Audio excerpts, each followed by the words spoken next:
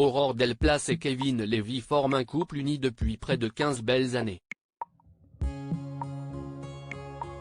Et de leurs amours est né le petit Aaron, le 8 octobre 2021. Mais avant de réaliser ce rêve, l'actrice d'Un si grand soleil, France 2, et celui de Demain nous appartient, TF1, ont connu des épreuves. Des drames sur lesquels ils sont revenus à l'occasion d'une interview.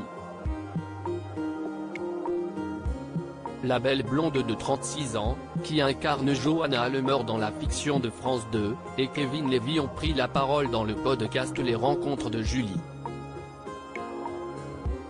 L'occasion de faire savoir qu'ils sont assez complémentaires sur de nombreux domaines comme l'organisation chez eux ou l'éducation de leur fils. Un enfant qu'ils l'ont ardemment désiré. Mais avant de réaliser leur rêve, l'interprète de Bruno Paoletti et sa belle ont mené un long combat comme l'a rappelé la jeune maman. J'ai un petit peu galéré et puis Aaron est arrivé. Mais si est vrai que toute ma grossesse, jusqu'à ce que je sois grosse, j'étais en flip permanent. Donc, ça a été dur de profiter complètement de ma grossesse, a-t-elle déclaré. Et son compagnon d'ajouter, ça a été compliqué. Je pense qu'il y a tellement de femmes qui passent par là. Aurore Delplace a ensuite regretté que ce sujet ne soit pas assez évoqué car on se sent seul, même si on ne l'est pas. J'aurais voulu entendre des témoignages de femmes pour savoir comment surmonter ça.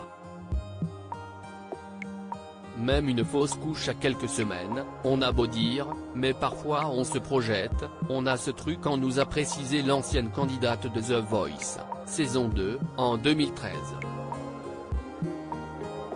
Et de rappeler que ce sont de vraies épreuves. Un combat déjà évoqué, ce n'est pas la première fois qu'Aurore Delplace évoque ce triste sujet en interview. En mars 2021, elle révélait qu'elle avait été victime d'une fausse couche auprès de Télé 7 jours, au moment d'évoquer celle de son personnage. Le moment fort, pour moi, était celui de la fausse couche.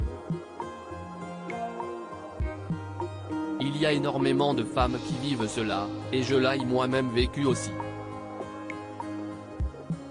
Je trouve ça très bien d'en parler, j'aurais même aimé le développer un peu plus, déclarait-elle. Quelques mois plus tard, en octobre 2021, c'est auprès de Télépoche qu'elle s'est penchée sur son combat. Je l'ai tellement attendu ce petit bébé. Je suis tellement heureuse que je voudrais crier ce bonheur. Et d'autant plus que j'ai connu quelques soucis, un avortement, une grossesse extra-utérine, une fausse couche. Confiait-elle notamment.